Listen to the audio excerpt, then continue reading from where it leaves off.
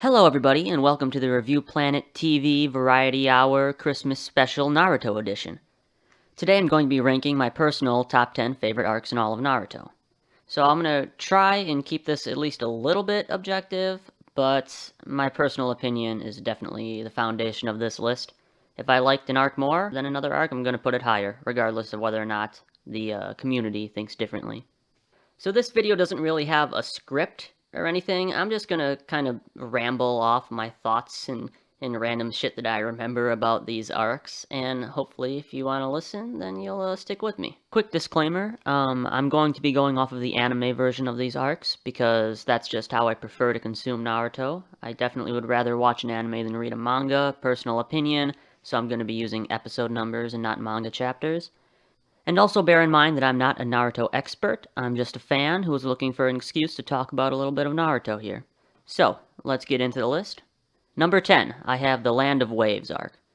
Now, this arc doesn't quite reach the highs that later arcs do in my opinion, but I can't ignore it. It's just too good of a foundation for the story to be built on. So, Zabuza and Haku, I think, are some of the best villains in the whole series, and they're the perfect starting villains for Naruto. Haku shapes Naruto's ideology in a way that kind of affects his entire character growth throughout the series. And Zabuza was such an intimidating force in these early episodes, even though now looking back at him, he's kind of dwarfed by the larger-than-life figures that come into the series later on. But still, he was fucking awesome in that first arc, let me just say. So one of my favorite things about this arc is Naruto's character progression throughout it. When he first starts off in the series, he's kind of annoying. He's just kind of an asshole who goes around saying he's going to be Hokage despite having no noticeable talents. Sure, he can use the Shadow Clone Jutsu, but one jutsu does not a good ninja make, unless you're Shikamaru. But I really feel like the reason why he wanted to become Hokage in those early episodes was really childish. He just wanted recognition, and he thinks that in his child brain, he sees the Hokage as like a super awesome cool ninja that's impossible to disrespect. And his reasons for wanting to become Hokage are pretty selfish. He just thinks that if he's Hokage, then everybody's gonna like him. But after he encountered Haku, Naruto started to change. He started to realize that what he's really fighting for is to protect his comrades and his village, which is going to be kind of his motivation throughout the rest of the series. Becoming Hokage becomes sort of a byproduct of him being a person who protects the entire village. And he also starts to realize that the world that he's living in is really fucked up. I mean, the world that he's living in is a world where, like, child soldiers being sent off to die in wars is just, like, a completely normal thing that every nation does. So, after this arc, part of Naruto's motivation is to go about changing the shinobi world, and really changing how people think of shinobi in general. And it's also impossible to ignore how awesome Kakashi was in this arc. I mean, I don't know if he's ever cooler than when he's staring down Zabuza and Sasuke's freaking out and he turns to him and he says, "Don't worry, man. I'm not going to allow my comrades to die, no matter what." He's such a cool character, and he really shines in this arc. At this point, he's like a larger than life figure. I mean, he's an incredibly skilled ninja who has like a reputation that transcends the national boundaries of the world. And there really couldn't have been a cooler, better teacher for Naruto to have in these earlier episodes. I also have to mention that this is one of the best talk no jutsus in the whole series. You completely understand why Naruto's words got to Zabuza. And in the Demon in the Snow episode, when Zabuza breaks down, starts crying on the bridge after getting talk no jutsu'd, it really set a nice precedent for how Naruto's villains aren't going to be just these evil assholes who go around killing people for fun. Well, some of them are, but not the major ones. The major villains in Naruto's story are all just people who lost their way at some point. They're people who come into an ideological conflict of some sort with Naruto, but at their core, they're never really bad people. And so I think Naruto's got some of the best villains in any anime that I've seen. So at number 9, I have the 5 Kage Summit arc. Now, this arc is filled to the brim with bad-ass fight sequences. When Sasuke just strolls up to the 5 Kage Summit and literally takes on all of them, not at the same time, but still, he fights all of the 5 Kage. in one arc, and he even kills one of them, even though Danzo wasn't technically the Hokage yet, but still, it's just Sasuke's so cool in this arc. What can I say? This is the first time that he pulls out his Susanoo, and as his like chakra darkens and his hatred grows deeper, his Susanoo starts to develop more. By the time that he's fighting Danzo, it's like actually becoming like a proper Susanoo and not just a skeleton. It's so cool. That's one of my favorite jutsu in the whole series. And he's just spamming Amaterasu the whole time. He doesn't even care that he's like using his Mangekyo more in one day than Itachi probably did the entire time he had it. He's being so reckless in this arc. But as a result, we get so many cool Sasuke moments all in quick succession.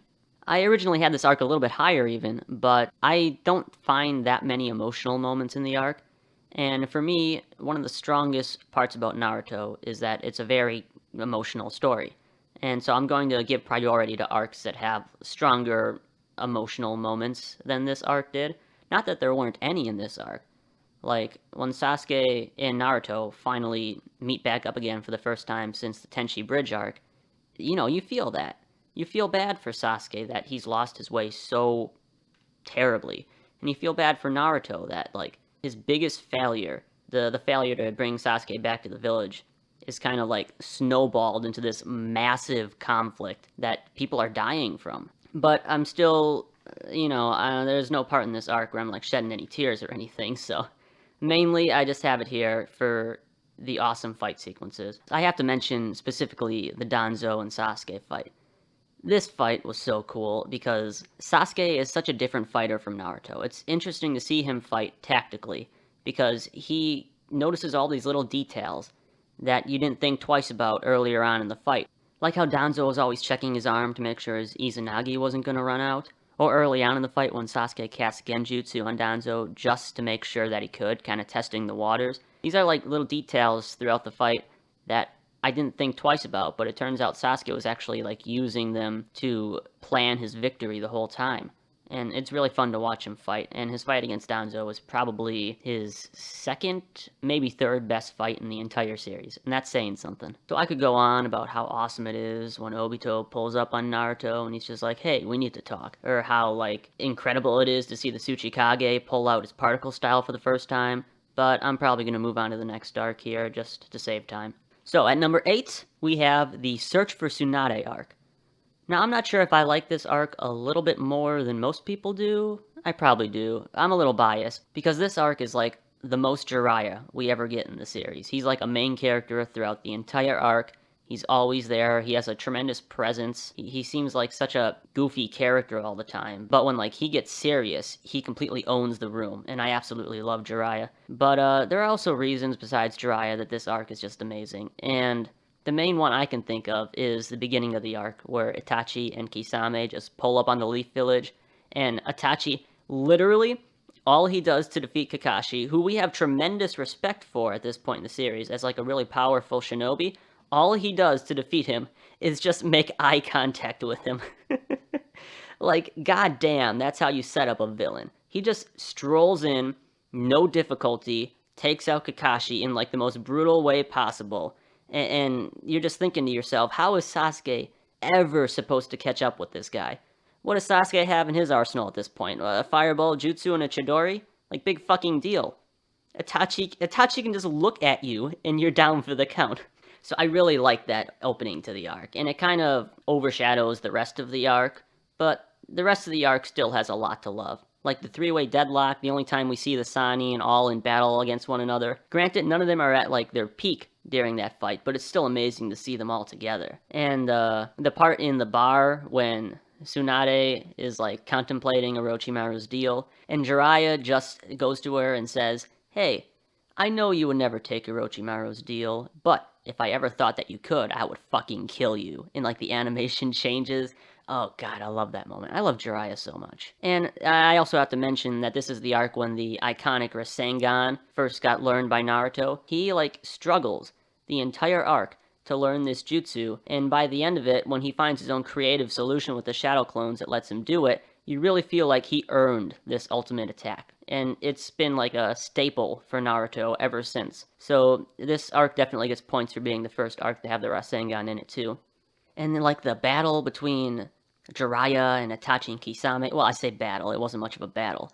But goddamn, Jiraiya was just never cooler. Because, like I said, Itachi was like a terrifying figure at this point. And when Jiraiya pulls up and uses one jutsu to scare Itachi and Kisame off, he seems like this incredibly powerful, wise old sage man. And, I love him for it.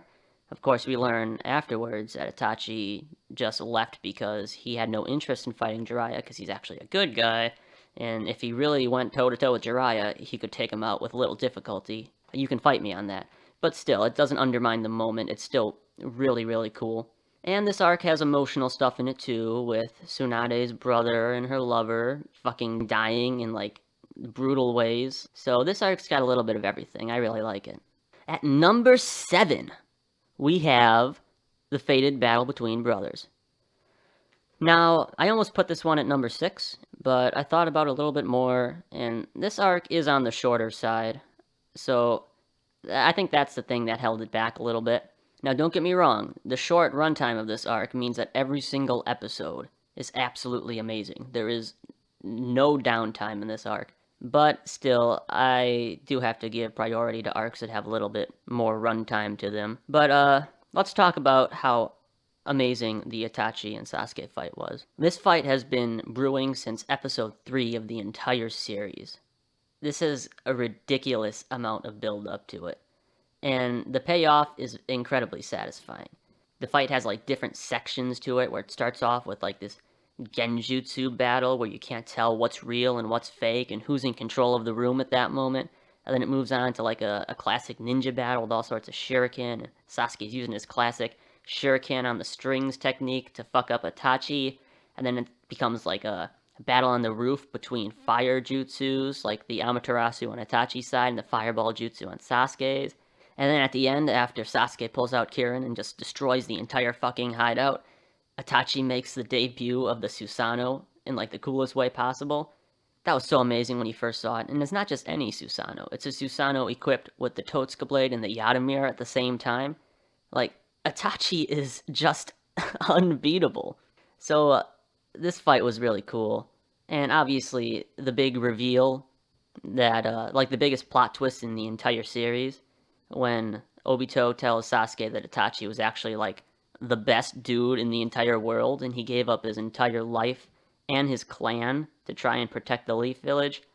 Like, what a plot twist. The story is just never the same, and Sasuke's never the same after that moment. And then throw in the fight between Taka and Killer Bee at the very end of the arc, and you just have a non-stop, relentless arc that just never lets up, and every episode's amazing. The only thing, besides the length being shorter, that I can say brings this arc a little lower on the list is the fact that the Itachi-Sasuke fight, I've never really watched it since the first time and felt the full impact of it, because pretty much as soon as the fight is over, you realize that not only is this not like a fight to the death for Itachi, but Itachi's not even trying to give Sasuke his all. Like, he has no interest at all in harming Sasuke. He's just trying to, like, pressure him. And that coupled with the fact that Itachi was almost dead and, like, practically blind means that this fight, upon rewatch, you have to keep that in the back of your mind.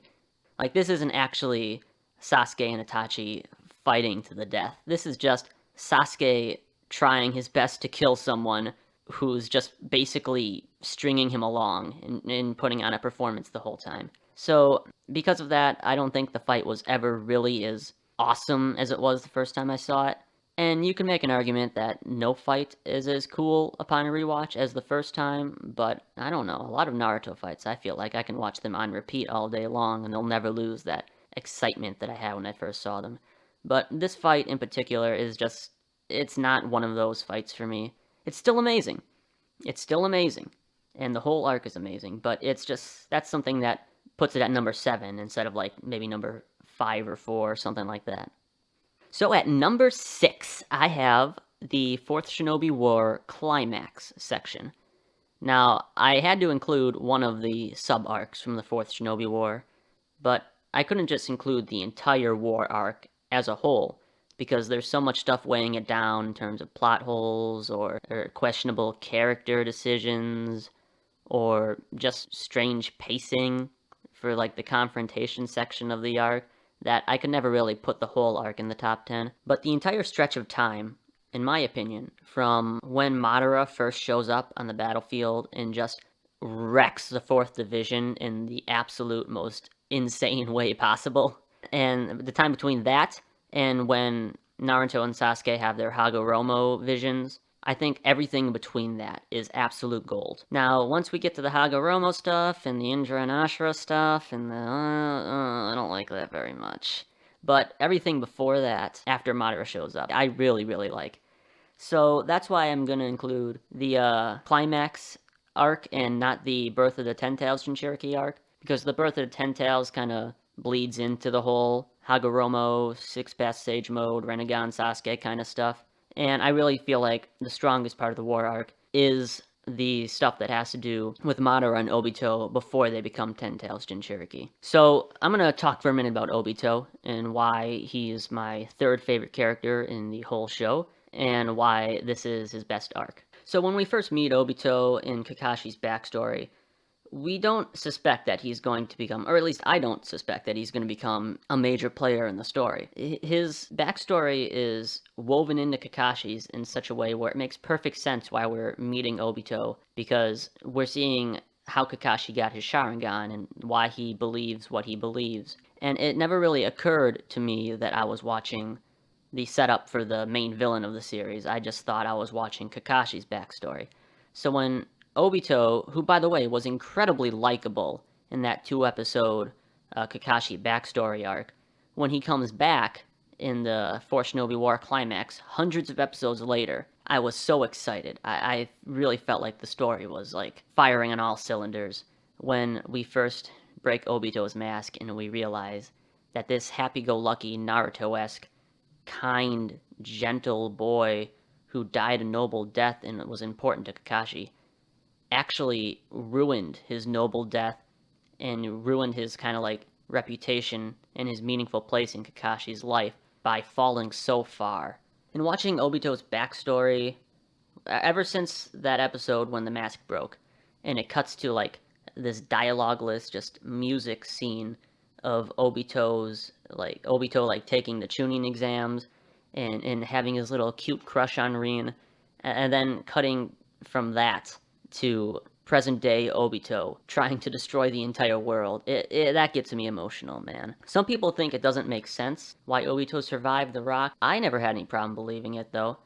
I mean, Madara was keeping tabs on Obito through like the White Zetsus, and he was waiting for the opportunity to kind of snatch Obito up and make him his pawn. And once he found that opportunity, he just had White Zetsu, who can travel through the ground, mind you, just scoop up Obito and bring him to Madara. Then the healing, regenerative abilities of Hashirama's cells that were attached to him, I felt like it was enough to make his survival believable for me. And then that whole Obito flashback, when he changes forever and sees Rin die, I think all of that was handled really well. And then, of course, I have to talk about one of the top 5 best fights in the series, if you ask me, and that's Kakashi versus Obito.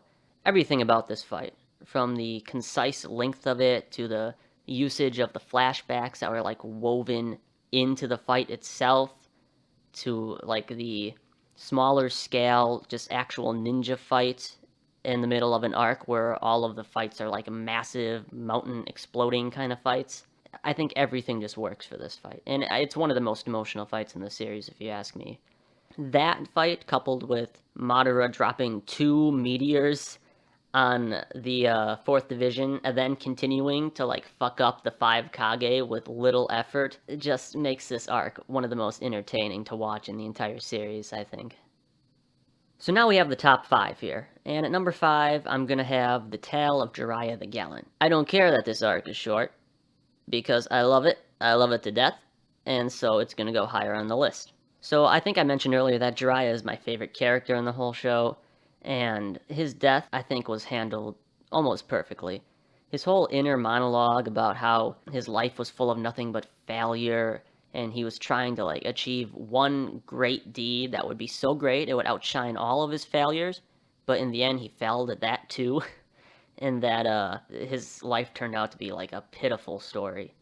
And that's just the saddest stuff I've ever heard when he's lying on his deathbed and this is what he's thinking of. Jesus. But then, of course, he gets a little bit of motivation when he realizes, oh wait, maybe I didn't fail. Maybe the child of prophecy is actually Naruto. And then he like just summons enough strength to relay that dying message back to the Leaf Village and help people out. Ah, man. I think his death is the most impactful in the whole series.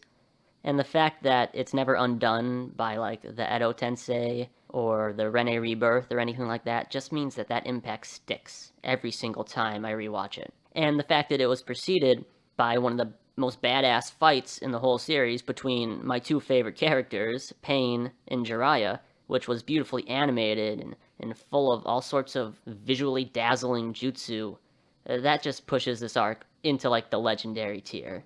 We never really see Jiraiya fight all out except for this arc. And I think that might be why I like it so much, is because this is the only time in the series when Jiraiya takes center stage and he becomes like the main character of the story for a stretch of a couple episodes. As a result, that's like one of my favorite stretches of the whole story. So yeah, this the emotional impact of the arc and the awesome, badass, wonderfully animated Naruto fight. It's just a really good arc. You know, what can I say? I really like it. So now we get into number 4, the Akatsuki Suppression arc. Now, this is another arc that I don't really have a solid grasp on what other Naruto fans think of it. I feel like I might have it a little bit too high, but you know, sue me. I really like it.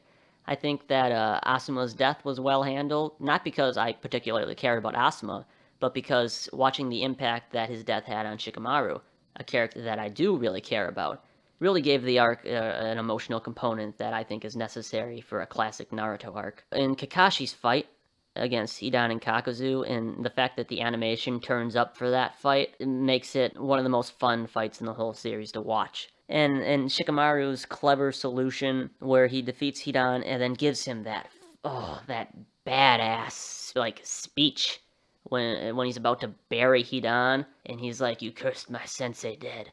I can't just let you keep living after that, walking around free." Oh, Shikamaru's so cool in this arc, man. And then he's about to bury him, and he's like, hey, you fuck your Lord Jashin or whatever. You should be praying to me, bitch. I'm the one who's about to pass judgment. That's the coolest shit that anybody in the whole series has ever said. And Shikamaru, jeez, man. We should have gotten a Shikamaru spin-off. Fuck Boruto. I want to see Shikamaru the series. Then I also have to mention the introduction of the Rasen Shuriken, which becomes like Naruto's main attack in his arsenal. And like the Rasengan, I really feel like Naruto earned his usage of the Rasen Shuriken. And when he pulls it out for the first time, and Kakashi's like, damn, my student has just surpassed me. That's gonna remain one of the coolest parts of Naruto's journey, I think, for me. This arc also has a lot of the whole passing of the torch from one generation to the next, which I think is kind of what all of Naruto is about. When you think about it, it's like a consistent theme that's hammered in like every arc, and really hammered in this arc. Like the fact that the new generation will always not only carry on the will of the past generation, but also kind of build on the accomplishments of the past generations and make a better future. And the whole theme of the will of fire being carried on from like master to student is present in all of Naruto, and it's really hammered in this arc, which I love. So, now we get to the top 3. And honestly, numbers 3 and 2 could be interchangeable, maybe, but I'm going to put it like this. Number 3, I have the Sasuke retrieval arc. I don't even have to mention the Naruto versus Sasuke fight at the end of this arc. I think it's the best of all of their fights. Later on, when we get the very end fight and like they're both basically gods, it's fun to watch and it's emotionally satisfying. But I do prefer like the smaller scale. I say small scale like this was like a tiny ninja fight. But still, relative to the final fight, I appreciate the smaller scale of this fight. It seems more personal, and they stop and they like have a conversation in the middle of the fight where Naruto was like, this is the first time I've ever had a bond like this. I can't just let you sever it. And you feel like he's almost about to talk no jutsu Sasuke until Sasuke like he ties his headband. He's like, it's too late. This is happening. I'm leaving. you're gonna have to make your peace with that. I'm not gonna talk too much about this fight. It was an awesome fight. Everybody loved it. But there's also like 4 other awesome fights, all between supporting Naruto characters and Orochimaru's henchmen. And each one of them is creative and fun to watch and engaging. And it always has the characters coming up with like cool solutions to win their seemingly impossible battles, especially Shikamaru. Shikamaru's fight in the against Toyuya in this arc is some of the most fun Shikamaru action, I think, in the whole series. He's got like 10 moves and he carefully plans out each move and how it's going to work out in his favor. And oh, God. Shikamaru's fun to watch, man. He's just fun to watch. But yeah, this arc is basically just a bunch of fights one after the other. And I think Naruto's supporting cast shines really bright in this arc in particular. And that was one of the strengths of Part 1 Naruto that Shippuden doesn't have as much. The supporting cast is incredibly memorable, and each character gets their moment to shine in Part 1. And a lot of that comes from this arc. Also, another part of the arc that I really have to mention is when Kakashi flings Naruto and Sasuke into those water towers, and then Sasuke sees that he thinks that he won, but then he turns around to the back of the water tower and sees that it just got fucking demolished, and he's just like, he's like, God damn it. This kid was like an absolute moron. Well, like what, a couple of months ago I was so far ahead of him, and now he's like beating me? Well, that's it. I gotta go to Orochimaru. I gotta get more power, because this just ain't gonna fly. I really like how like jealousy and rivalry with Naruto is one of the factors that pushed Sasuke out of the village to try and seek more power. It wasn't just that he wanted to kill Itachi and didn't think that he could do that if he stayed with the Leaf Village. It was also because Naruto was royally pissing him off with his just the sheer progress that he was making, and also the fact that Itachi came to the village in the Search for Tsunade arc and was like, go away, Sasuke, fuck off, I want Naruto. I really like how Naruto was an important factor in Sasuke making his decision. And also Kakashi's little speech that he gives to Sasuke when Sasuke was like, hey man, you don't understand what I'm feeling. What if I killed everybody that you ever loved? And Kakashi, he's just so solemnly, he just says, that's already been done, man. You're too late. Everybody I love is fucking dead. And that carries such weight when you go back and rewatch it after learning about Obito's backstory and Rin's backstory and even Minato's backstory. Like, Kakashi's such a sad, sad man. And he never lets it show, though. He always keeps his composure, and he keeps soldiering on. God, I really like Kakashi, man. Everybody likes Kakashi. So, yeah, this is a great arc. You probably love this arc. I love this arc. I think everybody likes this arc, so I'm not going to talk about it anymore. What I will talk about, though, is number 2, and I have the Chunin Exams / Konoha Crush arc. Now, I'm going to combine these two because they're the same fucking arc. I don't know why there's like a separation between them. The Konoha Crush is just like the climax of the Chunin Exams. I mean, all the plot threads from the Chunin Exams that were being built up come to their conclusion in Konoha Crush, so you know what? It's the same arc. Fight me. So, I don't have too much to say about this arc, because guess what? You already know that this arc is amazing. This arc effortlessly introduces an enormous cast of supporting characters and gives them all unique personalities, makes them all likable. It gives most of them like little moments to shine, like Rock Lee and Shikamaru and Neji all have their important moments throughout the arc, even though this is the same arc that they were introduced in. This is the arc where Sarutobi dies, and his fight against the Edo Tensei, Hashirama and Tobirama, is probably the first time in the series that we really get this this fight where the animation turns all the way up, and it's just amazing. Like this is the first fight of this scale that we see in this series, and it's just so cool, man. I don't have to talk about it. You know it's cool. Everybody likes Sarutobi versus Orochimaru. And I love that moment when Sarutobi, he's looking up at Orochimaru, and just like a little tear comes down his cheek, and you realize that Orochimaru, who's basically just like the boogeyman at this point in the story, he used to be a child who was loved, and he was like important to all of these characters, and he's not like this monster. He's like I said about Zabuza, he's just a guy who lost his way and went on the wrong path at some point. When you see Sarutobi shed that tear and remember the young child Orochimaru who was his student with a bright future back in the day. It really, it chokes you up a little bit, you know? And of course, we have Naruto versus Gaara at the end, when Naruto, who is an actual child, goes toe to toe with a full tailed beast mode Shikaku. He's a child. That's ridiculous. He's going up against a tailed beast in the part 1 Naruto. Like, am I the only one who thinks that's just crazy? That fight, I think, is one of the best parts of the whole series. Like, I was so hyped when I first saw Naruto just take his thumb, wipe that blood off his face, and just summon Gamabunta to fight Gaara.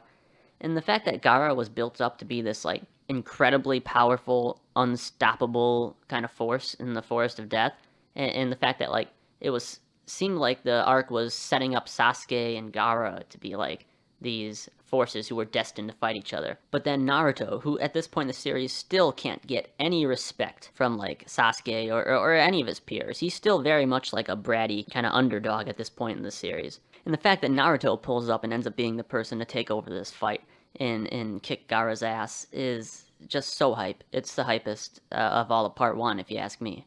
And again, we get Gaara, who is just a person who got, like, a bum rap in life. Like, his childhood was so sad, man. That's why I think Talk no Jutsu is so important to the series. It's because Naruto's villains that he fights, they're not evil. They're just flawed, or they suffered some sort of tragedy in life that put them on the wrong path. And Naruto uses his ability to kind of reach other people to bring out the best in them. Because, again, they have good in them. All the villains in Naruto do. Well, maybe not all of them. Again, like, if you're looking at, like, fucking Hidan or something, maybe you're not finding too much good in him. But all the major villains, they have good in them, and Naruto just has a knack for bringing that out. And I think the way he changed Gaara is, like, it's the perfect Talk no Jutsu, because Naruto absolutely understands what Gaara is going through, and he can talk to Gaara in a way that nobody else can. And so, I think that whole fight, man. That whole fight was great. You know it was great. Everybody likes it. Why am I talking about it? I don't know. Alright, let's move on to number 1 then. Now, number 1 was an obvious choice for me. There was never going to be another arc that went to the number 1 spot, and that is Pain's Assault. Oh god, this arc is just peak Naruto. This is my favorite anime arc of all time. It has my favorite anime fight of all time. I know people like to bitch about the animation when, like, Six Tails Naruto fights Pain, but I never had a single problem with it. It's, like, stylized, sure, but it also looks amazing. I always liked it. I don't know what people's problem is. Don't bitch about the animation. It looks fine. But god, Pain, holy hell. He just strolls in and just absolutely steals the show in this arc. Like, he's had a presence ever since, like, the Akatsuki Suppression arc, when you first, like, sort of see him in the shadows. But his presence stops being, like, this looming threat that someday might become a problem for Naruto, and sooner than you'd expect, just absolutely fucks up the entire story in a good way. Not like not he doesn't fuck up the story. He fucks up the characters in the village and changes the story. So, first of all, going into this arc, we're coming off of the Tale of Jiraiya the Gallant, and I think the most emotional I've ever seen Naruto is when he goes out to get that popsicle, and he just learned that Jiraiya died, and he's just sitting silently alone on a bench. And, like, there's this beautiful shot where the popsicle starts dripping, and it pans down from, like, the drop from the popsicle, then you start seeing other drops forming, and it's just like Naruto's just sitting alone crying on a bench in the middle of the night. I don't know why that gets to me, man, but it's good, you know? Like, that's the kind of stuff that I come to Naruto for, is awesome fights and really emotional, kind of resonant scenes. And this arc has the most awesome fight and the most emotional scenes in it, so it's naturally the best arc, if you ask me. In addition to Jiraiya's death looming over the whole arc, we get Kakashi's death, who, yeah, he gets brought back, but for a stretch of time there, he's dead. Like, you believe he's dead when he goes to the afterlife and he sees his father, you know?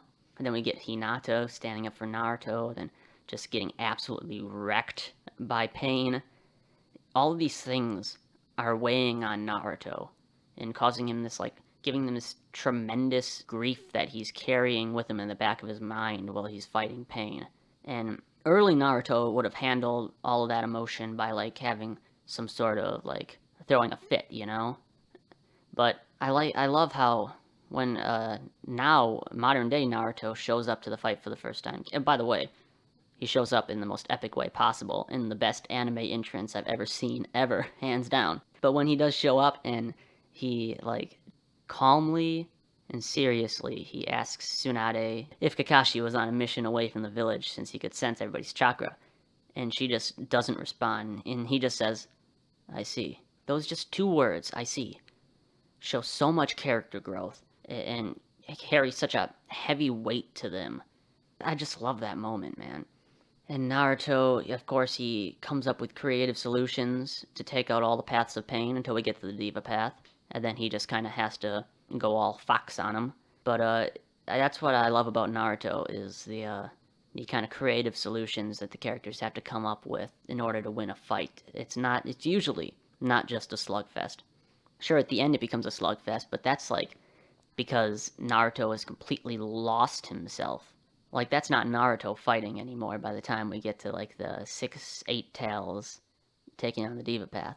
And then there's that scene with Minato, oh god, when he reveals himself to Naruto, and they have that conversation in his psyche, and Naruto just punches him in the gut, and he's like, you're a fucking bad father. You're a shitty dad. Oh man, that's so good. There's so many iconic scenes. And the biggest problem with the Pain's Assault arc is that it was the peak of Naruto, and as a result, Naruto peaked too soon.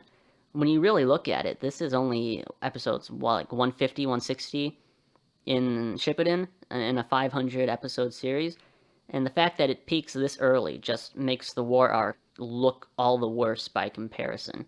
But that's not the fault of this arc, though. That just means this arc is too damn good. So yeah, we have the coolest anime villain ever, the best anime fight ever, the best anime entrance ever.